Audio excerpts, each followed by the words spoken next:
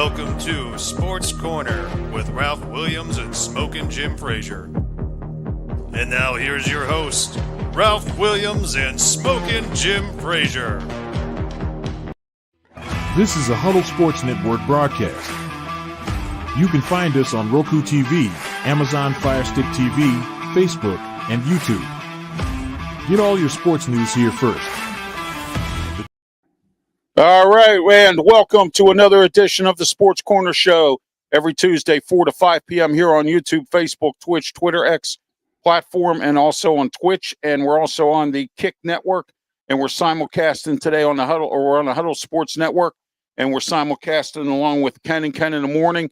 And also, my guests today are Ken here from Ken and Ken in the morning. He covers the Chicago Bears for Huddle Sports Network, and below me is Mike ASTI, who works for Pittsburgh Sports Now and West Virginia. He covers West Virginia Mountaineers and has several shows on Sirius, some podcasts on Sirius Satellite Radio. First, before we get started with everything, we got to pay a couple bills here. Our studio sponsor is Mata Heating and Air Conditioning, 724-201-0500, Mata Heating and Air Conditioning. We're in Studio 10 here in Berlin, Maryland, and Mata is ours. Please get your furnace fixed by Mata today. Western Pennsylvania's #1 heating and air conditioning company. You ought to call Mata, 724-201-0500. Mata Heating and Air Conditioning. And Mike Dotson Realty, Ocean City, Maryland. Give him a call today if you're interested in any real estate. Or my advice to you is call Mike today at 410-596-1681 and rent your rental for next year. If you're coming down next summer, rent it now, because if you don't, you're not going to get one, because the hotel prices just went up. They just boosted the hotel tax in Ocean City. Get your short-term rental. Get it through Mike Dotson, 410-596-1681, Mike Dotson Realty. All right, and our guests today are brought to you in part by Big Jim's Bikes, Ocean City, Maryland, on the boardwalk. Big Jim's, he has some great bikes and scooters. If you're handicapped like I am in a motorized scooter, you need to call Big Jim today, 410-289-1203. Again, book Big Jim, book your bike, your scooter. He has all types of scooters, including scooters for the handicap, and he has all kinds of bikes as well, including the group bikes, where they have the five or six folks can sit on the bike and someone pedals, or one of his staff will do it for you. Big Jim's Bikes, 410-289-1203. Book your bike today. 3 locations on the Ocean City Boardwalk. All right, guys. We're going to get started shortly. Let's say hello to my co-host, Smkin Jim Frazier. Smkin Jim, how are you today? Right there, Smkin Jim. I'm doing good, bro. Thank you, buddy. All right. All right. And our guest today, once again, is Ken from Ken and Ken in the Morning on the Huddle Sports Network, who covers the Chicago Bears. And a few weeks back, I had his partner, Ken Catalone, on, and we talked about the Green Bay Packers. But today, the other Ken is on to talk about the Chicago Bears. The Steelers are facing the Bears this Sunday. And below me, Mike ASTI from Pittsburgh Sports Now, and also covers West Virginia Mountaineer sports as well, and has some podcasts on Sirius Satellite Radio as well. All right, guys, we're going to get started in 1 second. But first, I got to do my rant for today. I want to know why in the world anyone thought that Pitt was going to beat Notre Dame this week. Although I did take Pitt to win by 3, but I thought they might have had a chance. But you know something? There were a lot of people who were right. They didn't have a chance. And, you know, one of the announcers said this, and I agree with them. Pitt does not have big enough running backs. They have these small running backs that are fast for the go offense, but they don't have a big bruiser. They need to get a complimentary bruiser. I don't know if those of you remember when the Steelers had Jerome Bettis and Willie Parker, when the Steelers had Bam Morse, and they had Bam Morse and Eric Pegram. Everyone forgets about those guys, all right? But guess what? It was a good 1-2 punch. Pitt needs to go out and get themselves a big bruising type of a running back that can pick up the slack for the guys who are the running backs are small, and their offensive line was small. They were a mismatch for Notre Dame. Every lineman on Notre Dame's offensive line had over 300 pounds. Pitt was lucky they had anybody that weighed 280. All right? Got to do something, Pitt. Got to go out and recruit. And my suggestion to you, try to get Terry Smith from Penn State once the season's over, and try to get Bob Pelko and start recruiting WPIAL athletes. That's my rant for today. Smoking Jim's wisdom. Hey, great job, Ralph. Thank you. There's a television personality and TV personality here in Pittsburgh. I'm not going to mention any names. Luther Dupree. And Luther Dupree said that Derrick Henry was over the hill. Derrick Henry has 800 yards, 8 touchdowns, and he's averaging 4.9 yards a carry, and he's en route to a 1,500-yard season, one of the all-time great seasons in NFL history. So he missed the boat there. Another place that, and I won't mention any names, Luther Dupree missed the boat. Last night, George Pickens had 9 catches, 144 yards, a 37-yard touchdown pass, and he's the second leading receiver in the NFL in terms of yardage. And it looks very much like he's the number 1 receiver in Dallas, not the number 2 to CD Lamb. So those are just a couple of things that the local media seem to miss the boat on, Ralph. Oh, absolutely. And you know what? The Steelers are missing George Pickens right now. They really are. They don't have a quality number 2 receiver. Yes, and, you know, they have Calvin Austin, who's always in the tub. And I've always said this, you can't help the club if you're in the tub. And, you know, so, you know, and I mean, you know, and Hyde, another one that's in the tub all the time. And, you know, there's a few guys. So, you know, that I think the Steelers need to start weeding out, you know, wasting money and time. All right, let's get started. Steelers versus Chicago Bears. Let's start with you, Ken, Ken, the Bear fan from Ken and Ken in the Morning and the Huddle Sports Network. What can we expect from Chicago here? Right now, it looks like you can expect a very different defense than what you've seen the last couple of weeks. Getting some guys back from injury, it looks like. I mean, we'll have to wait and see as we get deeper into the practice week, but we could finally have Edmonds and Edwards in the linebacking core together for the first time in a couple weeks. We could see Jalen Johnson on the field for the first time in forever, it feels like. And we could be getting our very own Spider-Man back. If that happens, it'll be the first time this season we'll have seen that starting defense together. Now, when Spidey, Edmonds, and Edwards were in together last time, that defense was pretty good even without JJ. So you might see a different defense against a half-broken-armed Aaron Rodgers. And you will see the number 3 offense in the league come into town. So, oh yeah, absolutely. Actually, you guys are coming to us, aren't you? Yeah, exactly. We're coming to Soldier Field. Yeah. And they, you know, the Bears have improved since the beginning of the season, you know, when they were undisciplined, blowing games. And now they're starting to come around, and it's looking pretty good for the Bears with Ben Johnson at this point. All right, Mike ASTI here. Steelers to play the Bears this Sunday. You know, you were at the press conference today, I would imagine, or you viewed it today. I missed it. Yeah. I will get to it later on. But you were at the Mike I call mediocre Mike. You were at his press conference today. What's your thoughts on what he had to say? And is Aaron Rodgers playing on Sunday? Based on what Mike Tomlin had to say, I would expect Aaron Rodgers to play. I wouldn't expect it to be this catastrophic injury. If he does maybe miss one game, I wouldn't expect it to linger on too long. Mike Tomlin was more positive on Aaron Rodgers' prognosis than maybe it looked like at the time. But with his age, you also never know. Something could change tomorrow. Something could change leading up to the game. As you know, with Mike Tomlin, he's not going to uncover and let the opponent know exactly everything that's going on this many days in advance of a game. But it does not sound too bad for Aaron Rodgers. Now, how effective he will be is a whole different question. If he's going to be hampered at all, if he's going to be less than 100% at all, certainly that could be something that's brought up. He had a nice start to the year where he was arguably the most valuable player on the team, even when the defense would allow yards and kind of was overrated at times. He was doing enough for the offense, and it wasn't his fault when any receivers wouldn't pick up the slack. But he already has now had a game that was pretty rough. I mean, he's had a game that he kind of cost them against the Chargers. He's had a rough go even leading up to the game where he got hurt. So the last couple weeks have been a totally different story for Aaron Rodgers than what the first several weeks were.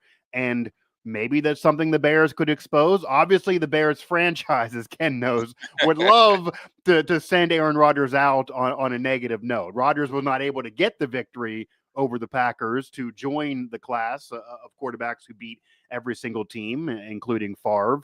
Didn't get that sweet kind of revenge against them.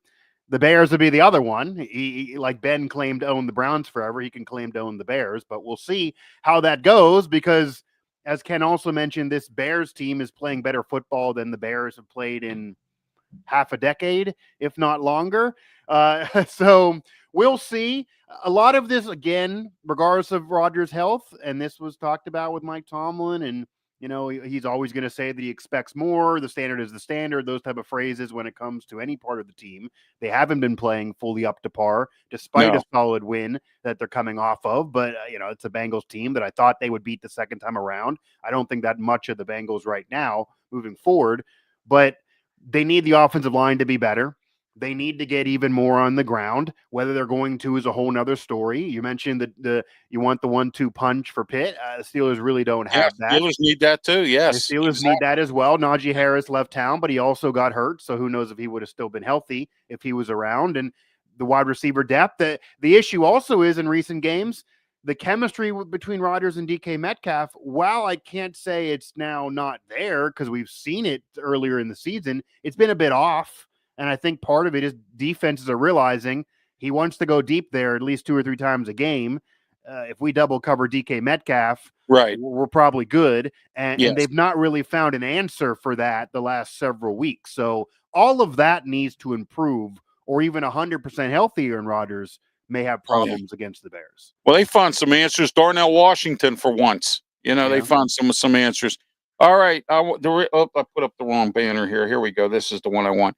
I want to put this up to Sports Nuts. Brandon Keeler is joining us on Facebook on the comments. Brandon and I will be on his show tonight at 7:30.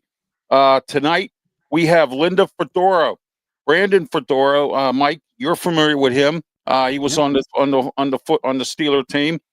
His mom is going to be on with us tonight at 7:30 on the Sports Nuts show live from Hawaii.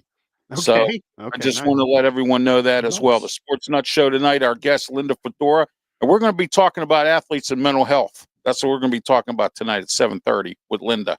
So I just want to let everyone know that tonight I'll be on with the Sports Nuts show and Brandon Keeler. I also off of Monday Night Football. Yes, exactly. Yeah, exactly. And then we'll also be on with I'll be joining the Sports Nuts Network. This program will be on the Sports Nuts Network. All the sports programming for RW Media Productions will be on the Sports Nuts Network as well as Huddle Sports Network as well. So we're going to be we're moving on into that as well. Ken, or hang on a minute, Ken. Smkin Jim, you're any questions for Mike or for Ken, or for both? Yeah. I have a question for Mike. Mike, are you confident if Aaron Rodgers can't go? Are you confident in Mason Rudolph's ability to lead the team? So that's an important question now, because entering the season, especially when you have a 41-year-old quarterback, I think most assume that you're going to see the backup. And it's, of course, Mason Rudolph at least once, twice, if not 3 times a year.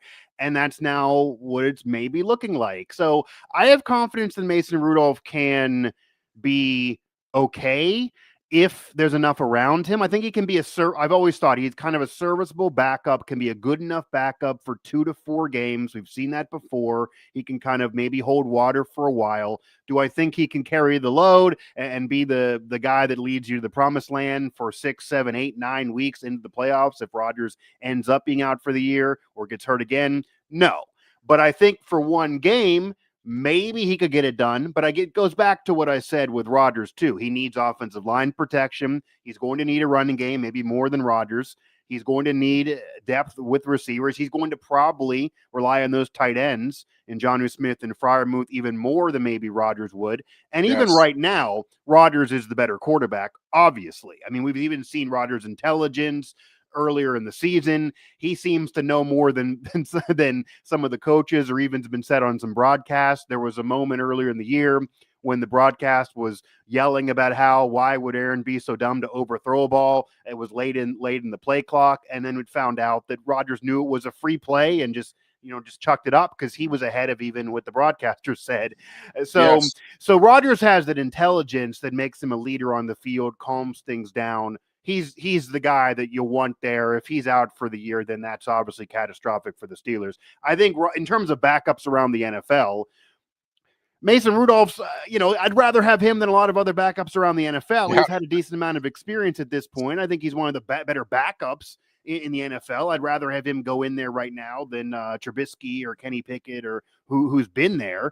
But it's one game, and we'll see. You're going to need more around him, and you're going to need others to emerge and have the overall offense play better than it's been when you have Mason Rudolph in there instead of Rodgers, but Rodgers even needs that help too. But I think Mason Rudolph can be okay. I wouldn't, I don't predict 300 yards and 4 touchdowns and no mistakes. But he, if there was a defense, he manages the game. He manages the game the way he needs. He manages the game. He is a game manager, Yes. 100%. Go ahead. Yes. depending on what the Bears do with the injury guys, if who comes back and who doesn't. Let's say the 3 don't come back. Okay. Rudolph would be okay for you guys because we get 0 pressure on the quarterback. Pressure, right? And so that means we're running a lot of zone. Yeah, if and there's even no the backup pressure, I think he'll be quarterback okay. is going to be able to get some zone hits. He has an arm too. We've seen Yeah. deep balls. He has an arm. They would maybe try deep to DK with him if he's not getting pressure. Wouldn't be shocked. Which we're not getting. And Gardner Johnson last week was his first game with Chicago where he did not have a sack or a pressure. Even though Sweat's been playing better, the Bears are not generating pressure as is. Now, we get Edwards Edmonds also in the linebacking core. We get Spidey back. We get some other guys, some guys back on defense, Jalen Johnson especially. Because if we have Jalen Johnson, it's single coverage on DK, which means now we're blitzing more. So, if it's a defense as it's been for the last couple of weeks, really it almost doesn't matter who the quarterback is in Pittsburgh. You're not going to run on the Bears, at least not your running back. Well, your quarterback will run on the Bears. We're good against running backs, bad against mobile quarterbacks. So it just becomes a game of, can you survive in the pocket long enough to expose the soft spots in the Bears zone defense, which they will inevitably run because they're not getting pressure. I mean, Rodgers is obviously not a mobile quarterback anymore. Right. No. The reason why he killed, he would kill this Bears defense 10 years ago, but he's not a mobile quarterback anymore. And Mason Rudolph doesn't do that either. You actually could argue even though Rodgers is the better player based on what you're saying of mobile quarterbacks. I guess Mason's more mobile than Rodgers now. I would still go with Rodgers though because of the pocket time. Yeah, Rodgers is going to have to pick it apart. Right, and Rodgers is smart enough. He's been there 100%. enough too, like Mike mentioned. He's been there he's been out there forever, Aaron Rodgers. And I got to say this, and I hate to admit it, but if it wasn't for Aaron Rodgers right now, I don't know where the Steelers would be. Oh yeah, 100%. I'm going to tell you what, he's saved us in some games. 100%. You know what I mean? He's had a couple bad games, but there's been some mistakes made, on defense and some other stuff that have caused some losses that were not his fault. Even though Mike Tomlin laid the blame on him in the last game, but it wasn't his fault in the last Probably would game. have lost the Jets game right from the jump. Probably would have lost the Jets game. Smkin' Jim, you have any thoughts here or you want to add? Yeah, I just wanted to ask Ken. Chicago won the last 7 out of 8 games, so they're hot. Do you contribute that more to the tremendous talent on offense or the new head coach? Both. It took the head coach that used that talent appropriately. I mean, look at Eberflush, whatever the heck his name was.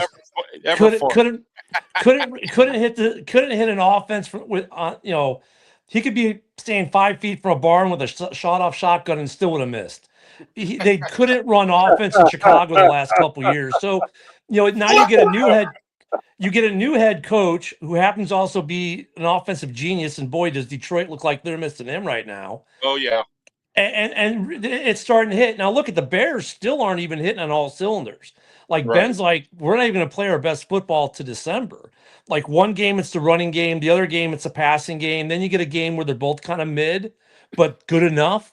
This offense has not hit its stride or its potential yet. And they're what, the number 2, number 3 offense in the league? What surprised me was number 2 in rushing yards coming in the last week, which shocked me because the first 4 weeks it seemed like run at all. Yeah, it's true. This team, weapon-wise, even last week, what'd you see? It wasn't DJ Moore. It wasn't Roma Dunze. It wasn't I want to drop the ball, Zach Ias. It wasn't Luther Burden. It was the tight ends finally getting some love. Every week it's been something different. When Ben puts it all together, this offense might be the most dangerous offense in the NFL. Which is insane to say, because I don't know if anyone Yeah. really thought that was going to be the Yeah, case entering the year. It wasn't the case last year. It hasn't been the case a long time. Even the best Bears team in history, that's not the case. So Right. this is a very, very different era of Bears football, Yeah. for sure. Yeah, Exactly. because usually it's our defense, and our defense is what's lacking right now. Yeah. Oh, yeah. Yeah. You got Jermaine Edmonds there, so his brother Terrell. I mean, the played last for him time for a we while. had a defense or an off, like Jay Cutler had the second ranked offense when Adam Gase That'd be was the OC for 1 year. And that defense was about dead last. This year, it almost feels like that, except the defense is at least generating turnovers and interceptions. So from that aspect, okay, but it has a lot of feel to that Cutler year where, he's putting up 35, but we're giving up 40 kind of thing. But the defense is making some plays. I was going to say, in all honesty, and obviously quarterback situation be a little different because the Steelers have an aging quarterback or a career backup, but that's similar to the Steelers right now. The Pittsburgh Steelers defense always gets, praise nationally, but the defense has not been good this year. In fact, most of the season in terms of teams that allow yardage, so total yards allowed most of the year, the Cowboys, Bengals, and Steelers have been the bottom 3 most of the season. The difference and the why the Steelers are a team that has a chance to the playoffs and maybe the others don't, and why the defense is perceived as better is exactly what you said. That also goes to connect to the Bears having some success this year. The Steelers are getting turnovers. The Steelers are capitalizing on those turnovers, and they're flipping games because of it, and they're getting sacks and a pass rush. This is it, simply put, whenever the Steelers get turnovers, capitalize on the turnovers, and generate a pass rush, that's when they win games. They win. Exactly. If they do not get a pass rush, they do not get sacks, and they do not get turnovers, even when the offense scores, they don't win. Right. That's basically the year. And that's how they're making up for the defense being bent, the Bears don't break. Are like as well. Yeah. They're bending and not breaking, or if they break, they get a turnover. Yeah. Right. If we don't get turnovers, we don't win. That's right. We'll see what happens, because maybe they'll both get turnovers, and maybe one will get turnovers. It might be simply, which defense does more. If the Steelers can give enough on offense, I mean, that's kind of simplifying their season so far. But these teams maybe mirror each other in somewhat of a way. Maybe who gets more of a ground game will be a conversation too, because the Steelers have not been able to get that going either. And I don't imagine it happens against the Bears. I imagine they're going to have to pass the football, which. How many times can a 41-year-old do that, or how often can Mason do that if they hit DK Metcalf deep? If you're saying it'll be man-to-man and maybe you're concerned about the deep ball, if they hit one early, no matter who's the QB, and again, I assume Rodgers, that could be, maybe this game is more of a 27-24, 23-20 type of game. Throw it to Darnell Washington. Early. That's all you got to do. Throw it to Darnell Washington. Over there deep, of course, if Metcalf's covered. Yeah, I mean, Pickens is no longer around. They weren't going to pay 2 receivers, so they picked DK, obviously gave him all the money, but now he's being double covered, so now it's hard to utilize him. Exactly. And the Steelers got to eat it now, Mike and Ken, because they don't really have a second receiver. And no, they do not. I mean, so Ken had to disappear. I think he had to go. So that's why he was off the air. So that was Ken from Ken and Ken in the Morning on the Huddle Sports Network. He covers the Chicago Bears. I had his partner on a few weeks back, Ken Catalone. Oh, there's Ken. He's back. Okay. Let's see where he went here. There he goes. He's in a different spot here, but that's fine. There he goes. All right. Okay, Smkin Jim, you have any final questions to ask Ken or Mike here before I let them go? No, great job, fellas. All right, Mike, I know you have a schedule to keep, and I don't want to keep you too much longer, but let me ask you real quick. You cover West Virginia football. Sure. What's the second go-around of Richie Rod?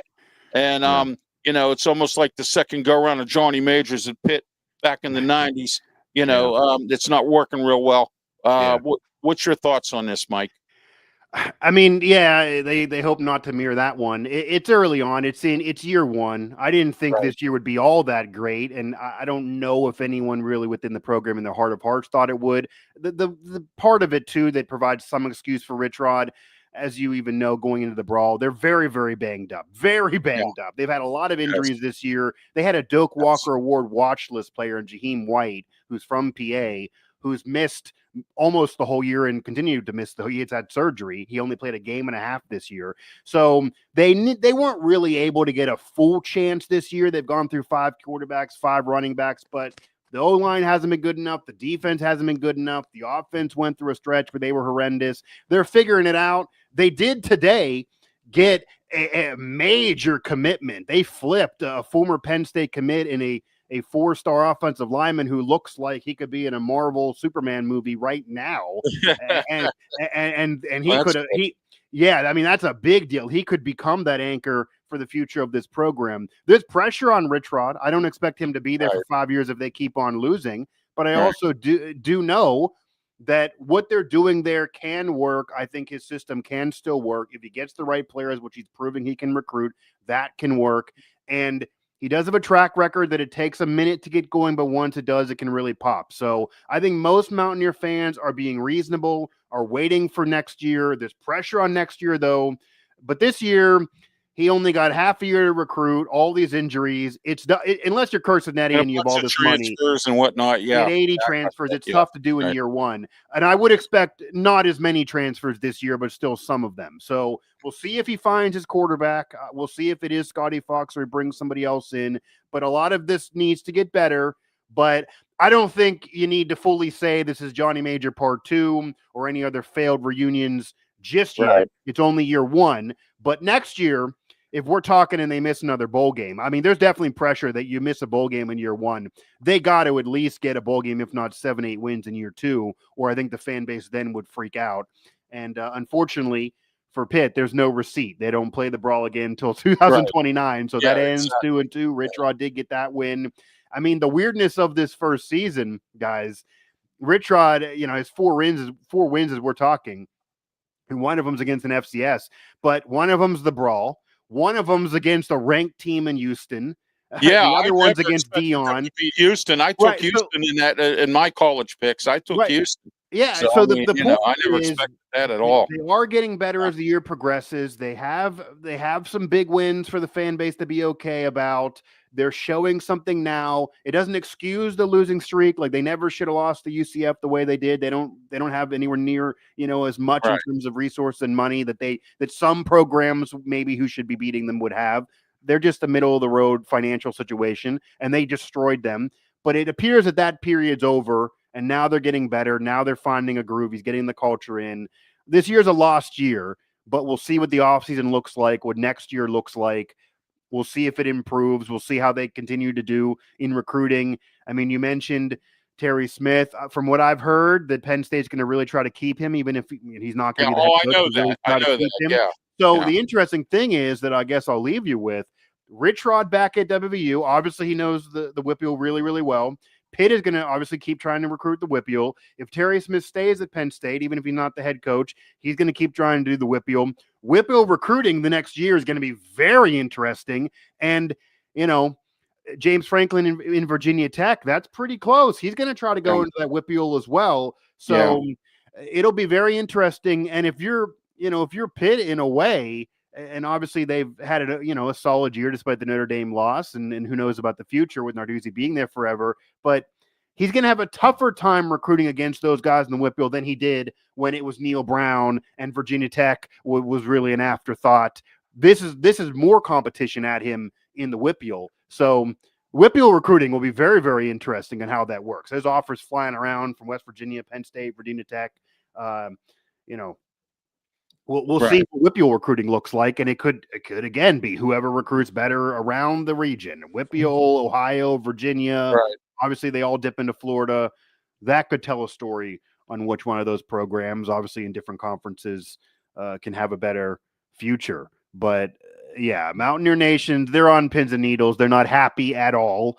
the last 6-7 years has been the worst in West Virginia football program history since the late 70s. And if you go before that, you're talking the 40s. It shouldn't be this bad, but year one's tough with 80 new players. We'll see how year two goes. I think year two, the excuses won't be there, and year two should be better at least. Right. Mike, thank you again for being part of the program. I know you got to get rolling, so you have yourself a great day. Thanks for being on the program. We'll have you come back on again. Thank you. Man. Have a great day, guys. Yep. Thank you.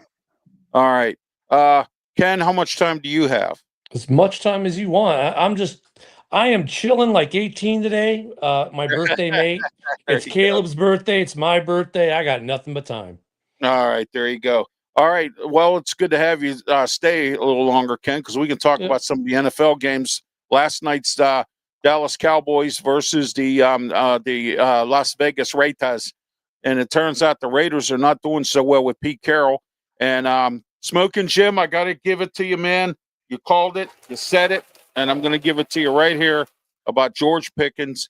I've said this, and Smkin Jim reiterated it. A change of atmosphere can do somebody good.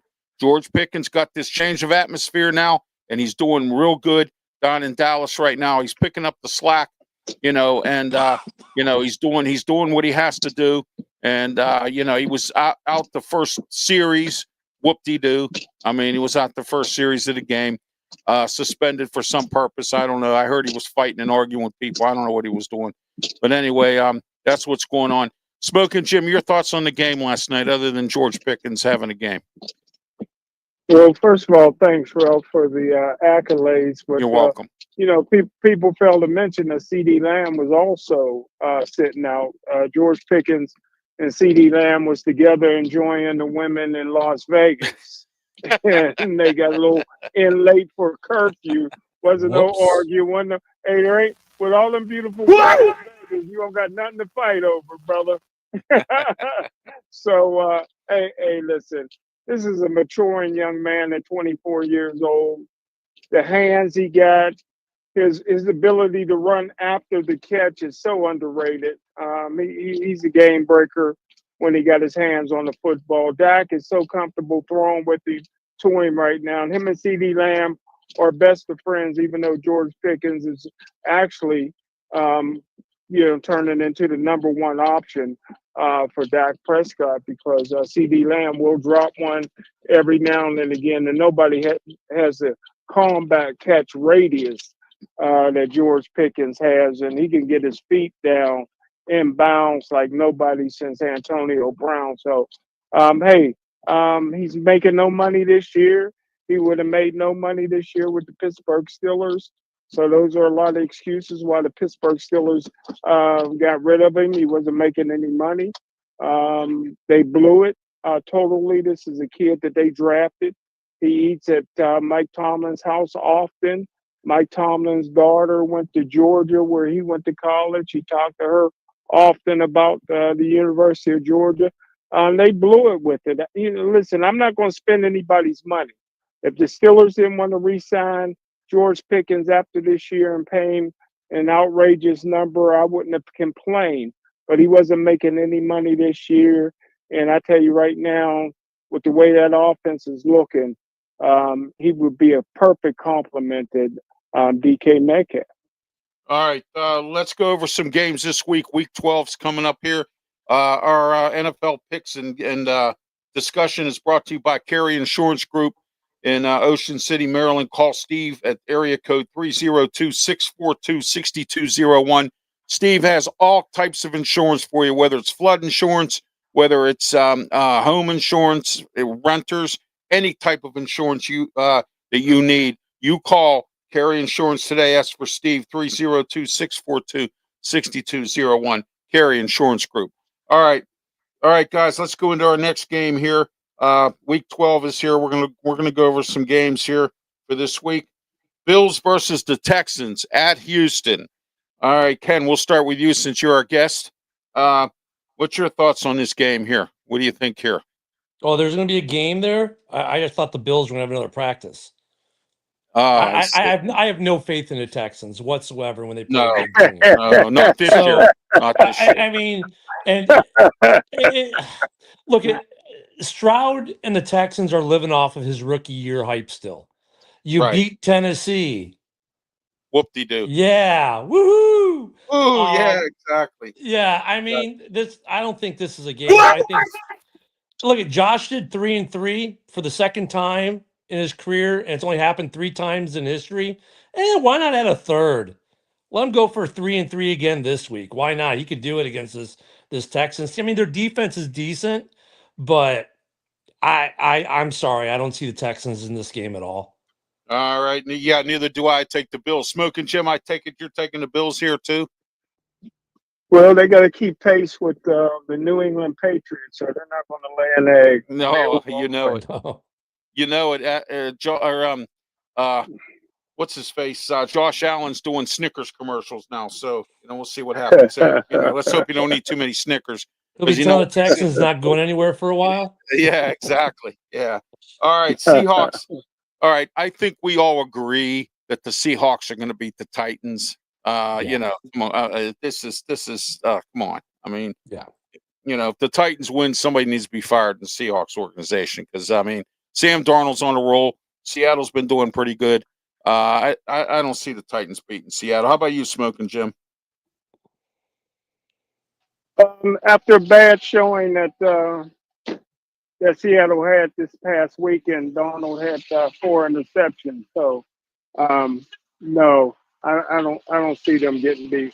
I don't see them losing.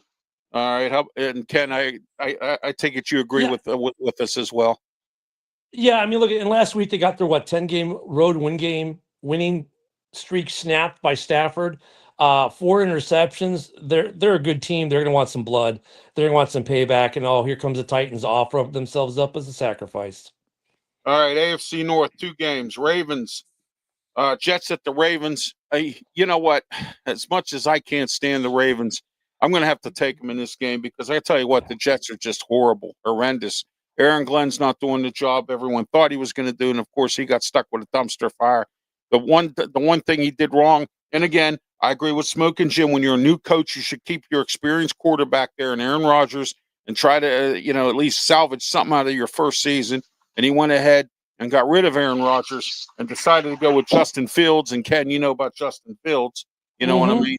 So Justin Fields doesn't have what he had in Pittsburgh last year, at least a little bit of some stuff. So I hate to do this. I hope the Ravens lose, but I don't think they will at home against the Jets. Go ahead, Ken.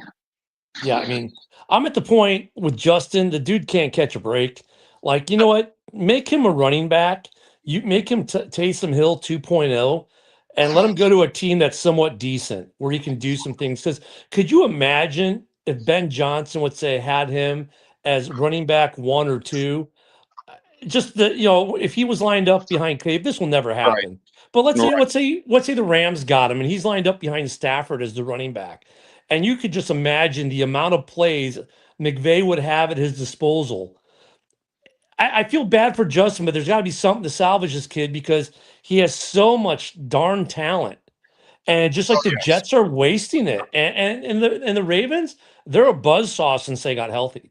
So there's no way the Jets win this. And Justin's been benched.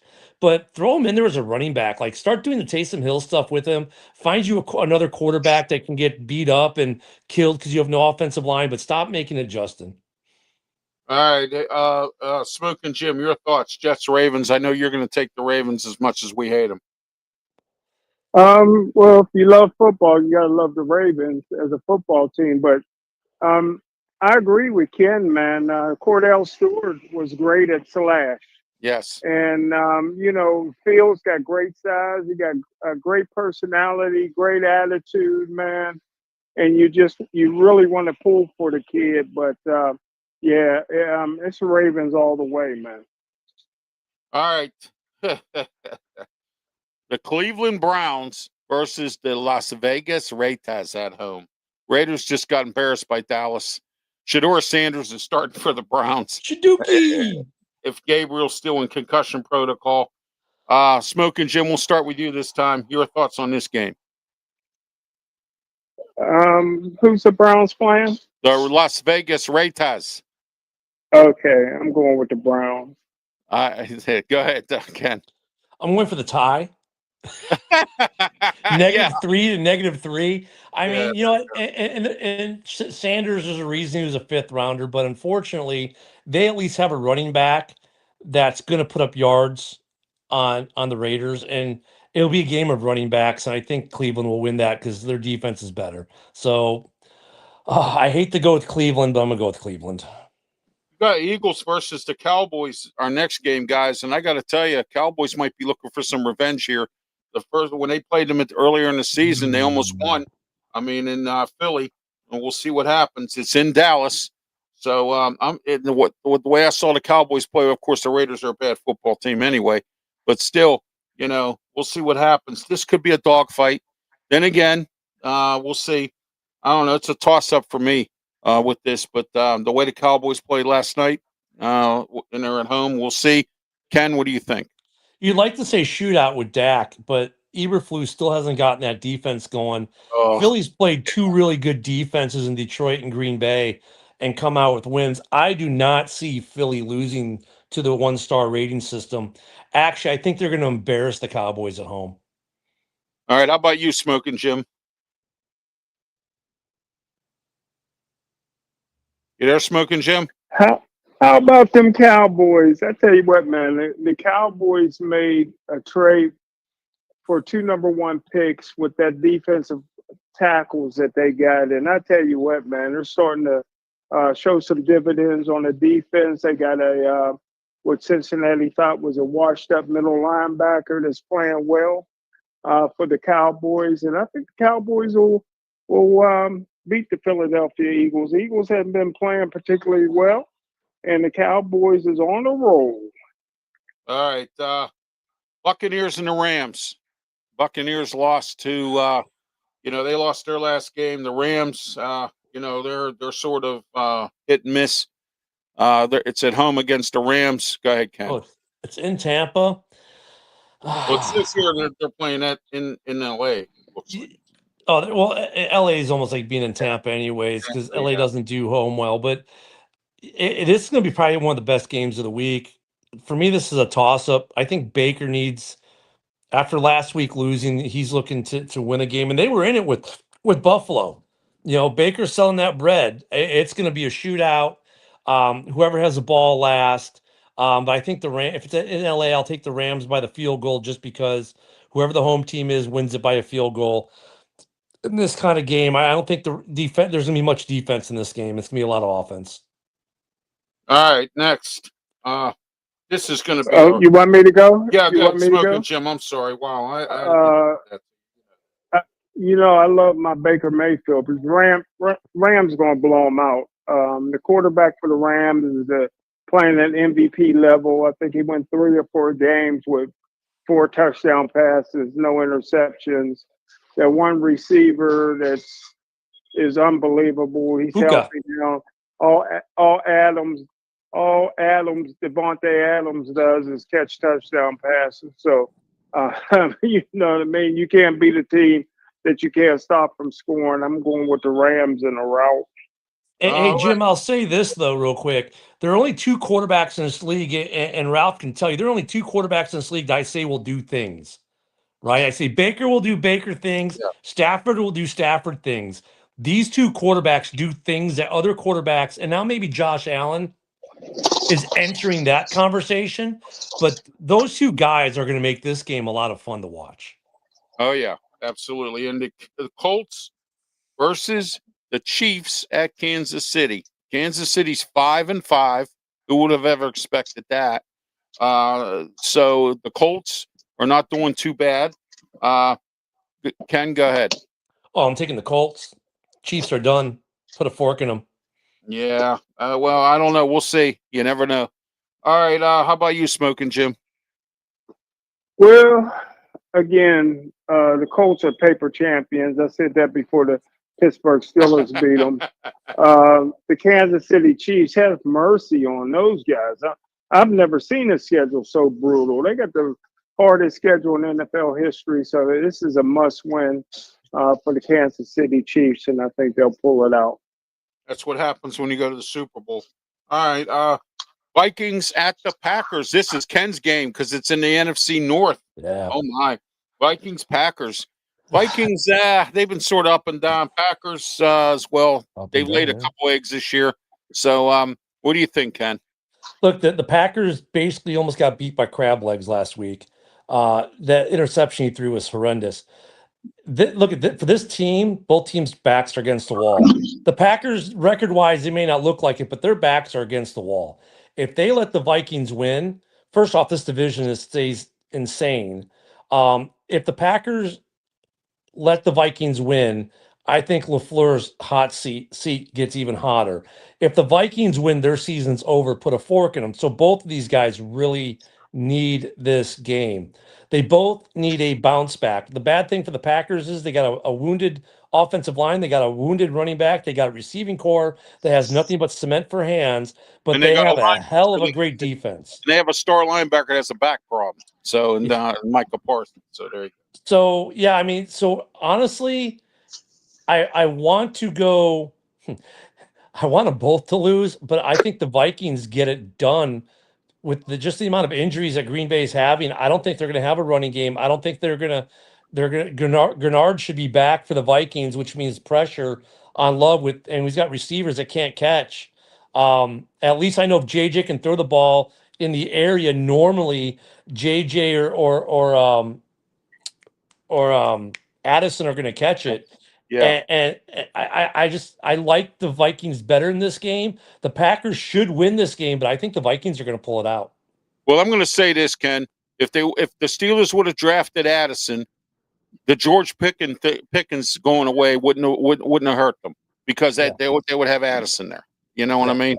With DK Metcalf. But here we are again.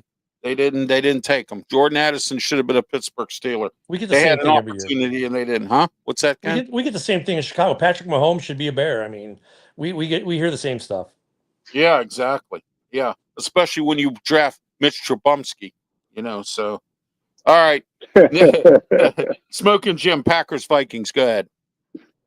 Well, first of all, I said it when he was coming out that at best he was a 5th or 6th round quarterback, J.J. McCarthy. I mean, I love his attitude. I love his charisma. I love his, being a team player. But the guy can't read defenses. At this point, he can't even read the name on the back of his own jersey.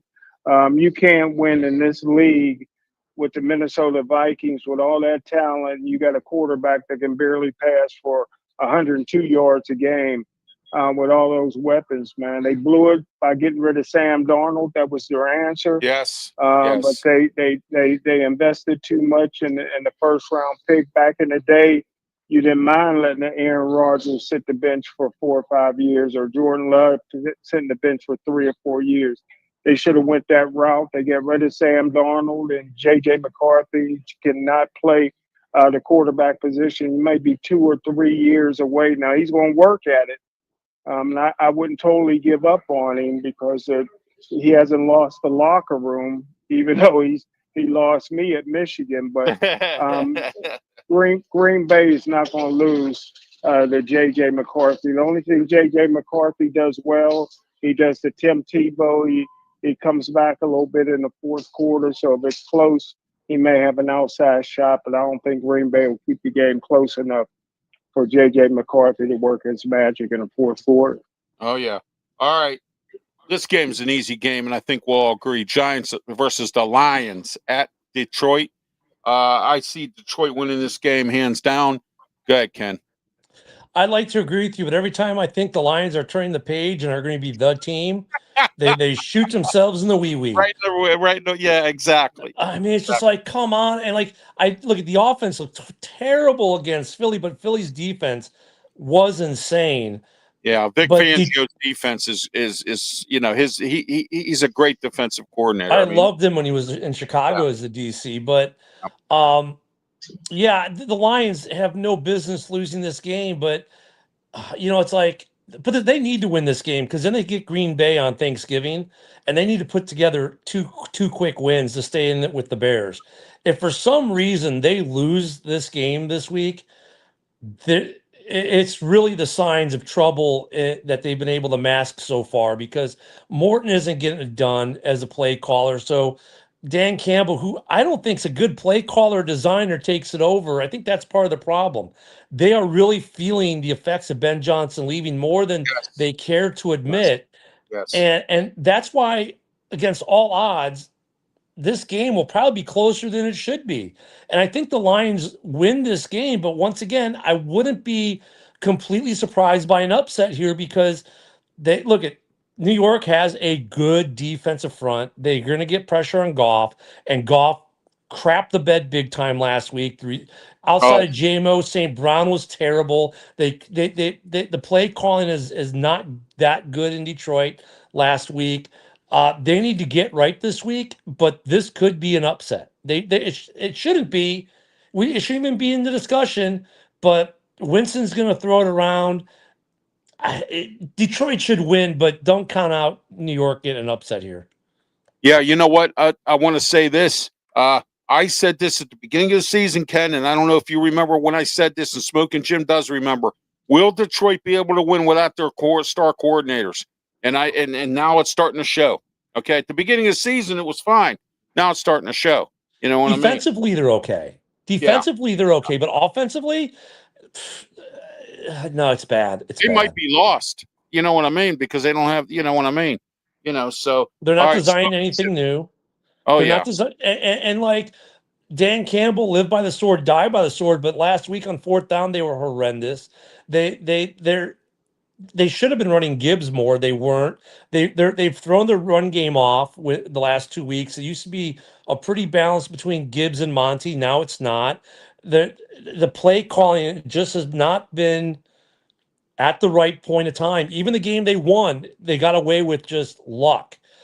This team is going to crash and crash hard eventually. Oh, yeah. Oh, absolutely. Smkin Jim, go ahead.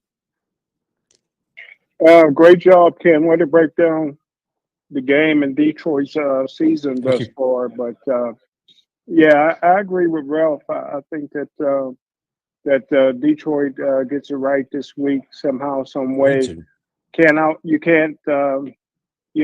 Jameis Winston, he can throw touchdowns in bunches. He can put up 400 or 500 yards in the blink of an eye, but he can also throw 5 interceptions. Yep. So I think Detroit finds a way with that great running game to win the football game. Yeah, you know who I seen last night, I forget where it was at. It was on Entertainment Tonight. I saw Russell Wilson's wife. She was talking about her husband and everything else. Yeah, it was pretty interesting. Because in the morning, if I get up early and I can't sleep, and I get up like around 6 o'clock a.m., I'll watch Entertainment Tonight before Bar Rescue comes on at 7 on Paramount Network. And Entertainment Tonight was on, and she was on there, his wife. And Russell's there, the kids, they were showing everything. And, so I just want to Giants fans know that. So. If Dart clears concussion protocol and plays, though, this could be a very different game. Like right now, we're basing this on Jameis Winston. If Dart plays, I don't think the interception count is as bad as it might be with Winston. And really, Detroit, their key to victory is getting 2 or 3 picks with short yards, because I don't think their offense is going to sustain drives on New York all day. Like I said, Detroit should win, but. And Scadaboo was involved in a fight last night on Raw with wrestler Dom Mysterio. So, because he was, I've seen that. Isn't he on the IR? Yes, he's on the IR, and he got into a shoving match with Dom Mysterio last night on Monday. He's shorter than I thought he was. Yeah, I never thought he was that short either, Smkin Jim. I saw him standing there. My wife says, who is that guy? I said, that's Scadaboo. The Steelers should have had him. Instead, Smkin Jim said Scadaboo. We should draft Scadaboo, and we didn't. And, so, yeah, exactly. So, and I see it's part of the Dart Scadaboo connection there. But he's on the IR. Yeah, he was pushing Dom Mysterio last night. And and then a big brawl broke out between him and 2 other players. Him and 2 other players were there against the Judgment Day.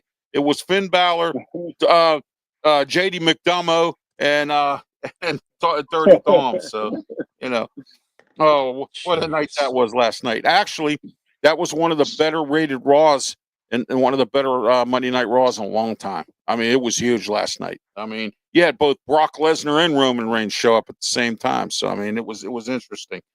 Patriots versus the Bungles. All right, this is an interesting one here. I don't want the Bengals to win. I want New England. I'm going to take New England in this one. Go ahead, Ken. Yeah, I'm not much. Look at the Bungles are just that, the Bungles. I don't think there's a snowball's chance in hell they beat the Pats. Absolutely. All right, go ahead, Smoking Jim. The spit herd across the world, man. Hey, listen, they can't win without Chase. Chase spit his way out of a game. The league suspended him for one game, and you know, T. Higgins is good. The tight end is good, but you need you know, that wide receiver that's going to get double teamed, and he'll be on the sideline. All right, here we go. Here it says Snoop Van. It says good Snoop Van afternoon. Poop.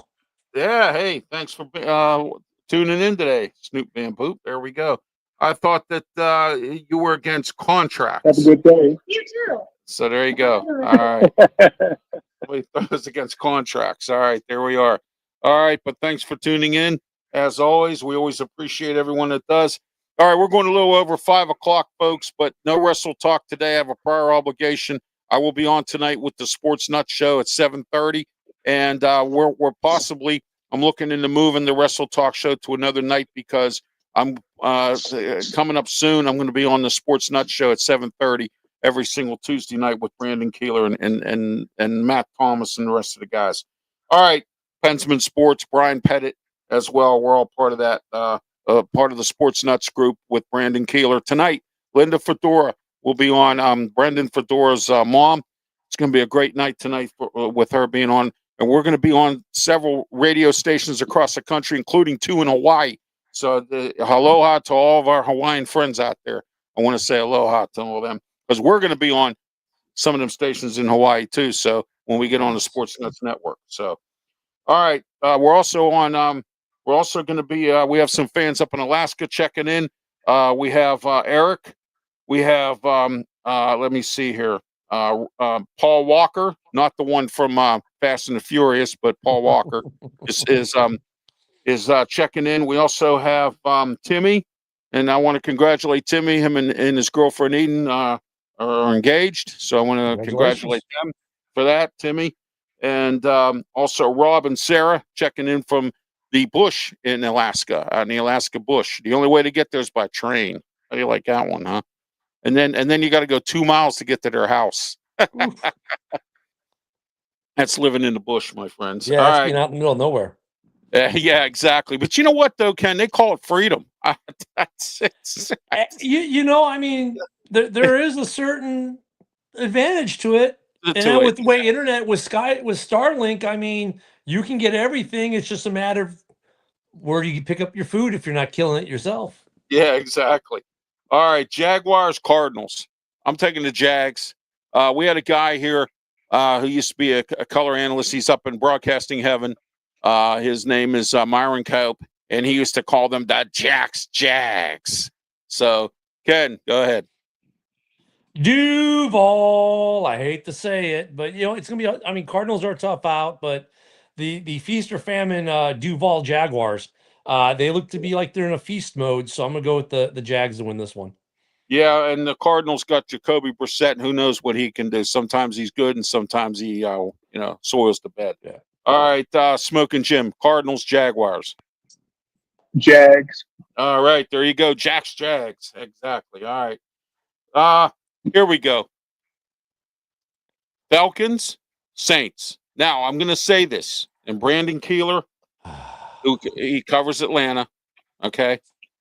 If they lose to the Saints this week, Raheem Moore should be fired immediately. Immediately fired after the game. If they lose to the Saints at New Orleans, I don't see it happening, but if they do, he should be fired. Go ahead, Ken. Yeah, I'm just gonna say ditto that. You know, who would time around and it isn't making it. I mean, you know, who would have thought at this point of the season though that in the AFC or the NFC South that Carolina would be in second place and that we'd be looking at a Falcons team that we knew Raheem Morris was on the hot seat coming in, and they're playing this bad and he's not fired yet. If they lose, he's gone by Monday morning. They're looking for a coach. So yeah, Falcons should win this game easily. Well, I worked the job, and they fired this kid. And I said, "Where's this kid at that's supposed to come in here and work today?" And you know what the boss said? He's fired. He's fired. So there you go. All right. Monday Night Football. Or, I'm sorry. Well, let me go. Smoking Jim, go ahead. I'm sorry. Go ahead, Smoking Jim. Saints Falcons. Go ahead.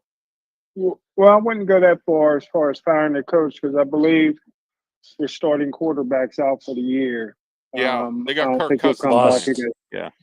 Just call him the bus. And, That's what he is. so- He's the bust. I He like is. the way Look, he's a bust. not to cut in here, but like him, Jaden Daniels, and JJ McCarthy is getting this way. About Jalen Daniels All this three year. are busts. Why? Yes. They're not durable. Yeah, exactly. Good point. Exactly. Good point. Exactly. point. They're only as good as the talent around them in some cases. You know what Yeah, I they don't mean? elevate. That's for sure. Exactly. So go ahead, And Smoking Jim. the Saints been playing really hard for the rookie quarterback. He's making a push for him to be the long-term quarterback instead of taking a quarterback in the draft. So I would not be shocked if the New Orleans Saints beat the Atlanta Falcons. So I'm going with the Saints. Yeah, you know what, though, Smoking Jim, you are correct. Kellen Moore has had his team up to par. I mean, they've been scrapping in these games. They just haven't won them, but they've been scrapping. They haven't. I don't think there's. I think maybe 2 games they got blown out, but the rest of them, they've been scrapping. So Well, we've seen Monday morning. Raheem Morris is now the special assistant to head coach X.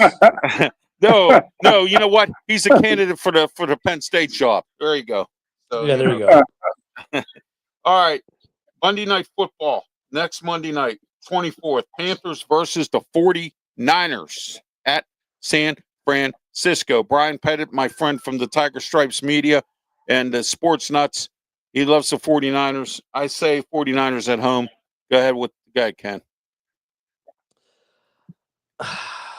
Have we not learned not to count the Panthers out? You know, the hard part about this is, or the good part about it, that's Monday Night Football. So it's not like the schedule is way off for a Monday night game for the Panthers. You know, I mean, yeah, you get the time difference.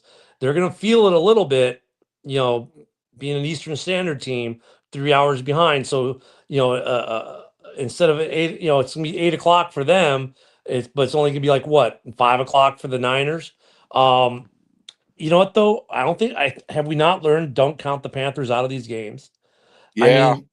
I mean, this is going to be a good game, better game than it should be, than we thought it'd be. I love Kittle, love his attitude, love that he's a Bears fan. CMC is CMC.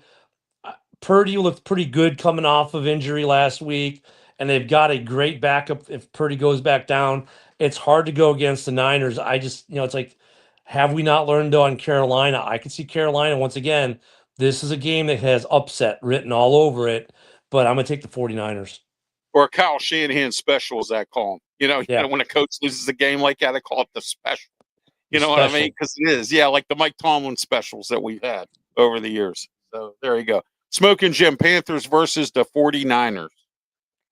49ers in the absolute rout. There you go. At home. Absolutely. I agree with you 100% on that. All right, guys. We're not going to go over the Thanksgiving games unless you guys want to do that because, you know, next week we could be here for Tuesday for Thanksgiving games. But let's do a score. Bears, Steelers. Start with you, Ken. Go ahead. Oh, God, I haven't really thought about the score yet, especially with injuries. Before seeing their injury report, I'm going to say the Bears are going to win this one at home. In Bears tradition, it's probably going to be a one-score game. We'll probably be up on you guys like 16-3 for a while, and then we'll let you climb back in, and then like, you know, Caleb will do Caleb things, and we win by like 6 or 7 points. I think we get back over the 21-point scoring hump. So let's call this one 23-17 Chicago. All right, I'm taking the Steelers 17-13. Smoking Jim, go ahead. Somehow, some way, the Pittsburgh Steelers got to get this game. It's going to be tough winning on the road. Chicago's tough at home. Soldier Field, they're on a roll, but Pittsburgh Steelers ain't beating Buffalo the next week, so they have to figure out a way. They don't want to go on a 2-game losing streak, so I'm going with the Pittsburgh Steelers 34. The 32. Chicago 32. He always does that score, Ken. He always does that. You know what though? But I can respect that score because your score had the Bears scoring the least amount of points they would have scored all year. So I can at least respect 30. I can take Homerville. I can take Homerville when it's 34-32, but when you have them scoring the least amount of points all year with the Steelers defense that isn't stopping anyone, yeah, exactly. I have to go, man. We have a #1 draft pick that, like Smkin Jim says, is soft. Hasn't done anything, you know. And then you have Keanu Benton, who's out of position, and then you got a few other guys. Y.A. Black committing penalties. So I mean, you know, and number then you have 3 offense, Ralph. Yeah. Number 3 offense against your defense. They're going to put up more than 2 touchdowns. Yeah, that's true. That could happen. Maybe I'll change my score. 31-30 Steelers. With last minute field goal by Chris Boswell. So there you go. Ooh, at Soldier Field in the elements. I like it. Yeah, hey, Chris Boswell can kick anywhere.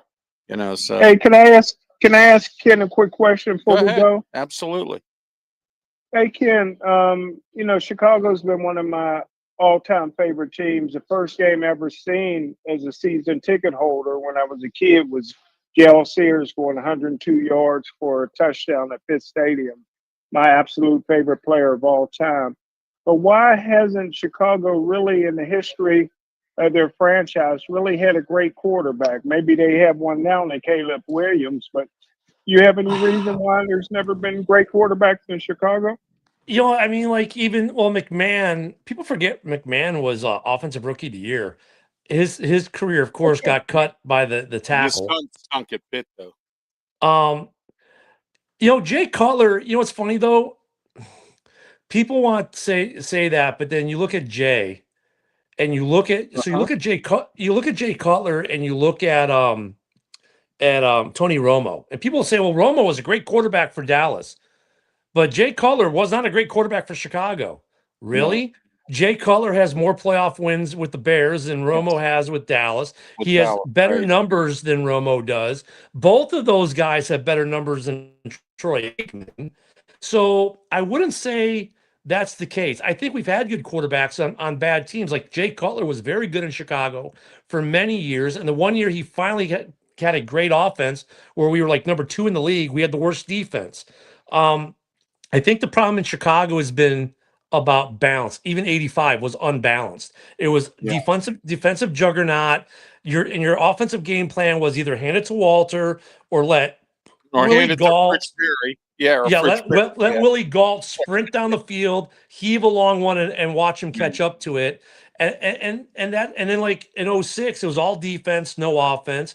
And then like when you had Cutler, it was all offense and no defense. So the Bears' problem hasn't been they haven't had great quarterbacks, is that they've never been able to strike a balance and be a good team on both sides of the ball.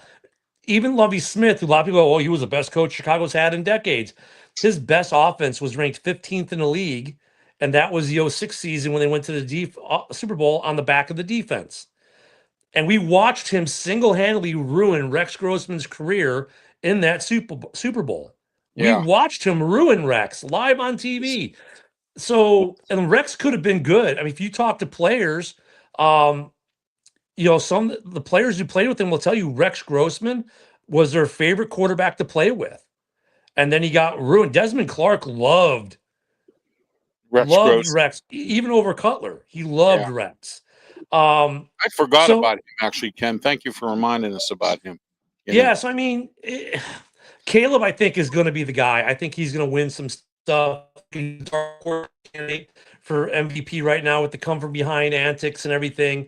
But I think the difference you're going to see with the Bears as this season progresses and this defense starts to catch up to where it should be, this will probably be the most balanced team that you have seen the Bears put on in 50, 60 years. I'm talking a high-ranked defense, a high-ranked offense, both of them really good, because it's always been one or the other. You've had a high-ranked defense and a mediocre offense, or a high-ranked offense and no defense.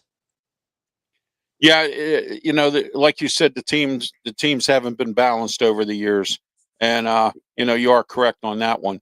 And so, but anyway, Cordell Stewart wasn't a bad quarterback for the Bears. I mean, well, we had Doug Flutie wasn't bad. Flutie, yeah, Flutie. I forgot Slash about had his that. moment. Yeah. Harbaugh had his moment. Yeah. We've had some guys, but really, like, people forget about Cutler, and I don't know why. Because if you look at Cutler's numbers, he's better. He's better than Romo, and everyone loves Romo. He's better than Aikman. Romo had Aikman's in good the talent Hall. too, Ken. Romo had Mhm. good talent around Yeah, him. he That was did. Romo's.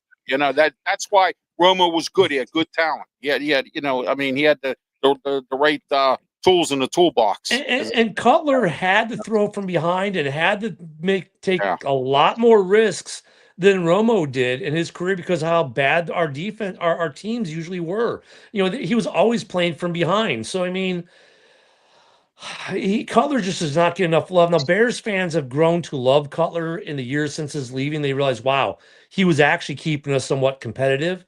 But yeah, if Cutler gets no love, McMahon, he should have gotten more, but the career got cut. And Grossman, we ruined Trubisky, we ruined Fields to a degree. Even though Fields showed improvement all 3 years, and he showed improvement when he went to you guys. I think Fields has been ruined by bad situation after bad situation after now bad situation, Yes.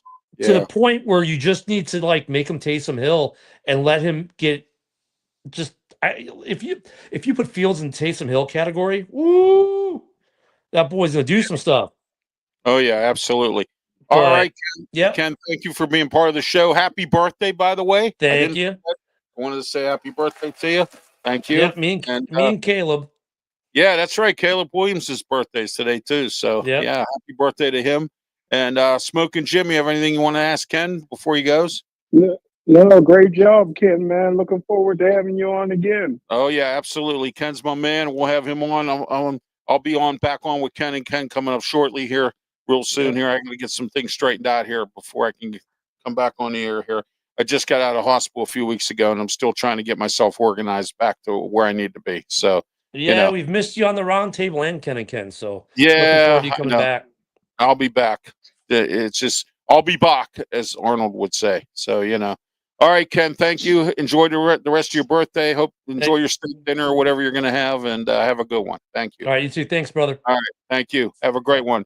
That was you Ken too. from Ken and Ken in the Morning. He covers the Chicago Bears for the Huddle Sports Network. And him and Ken Catalone are very busy guys. They're on a bunch of shows on Huddle Sports Network. And in fact, I think they actually make the network with all the shows that they do on there. So, I mean, all right.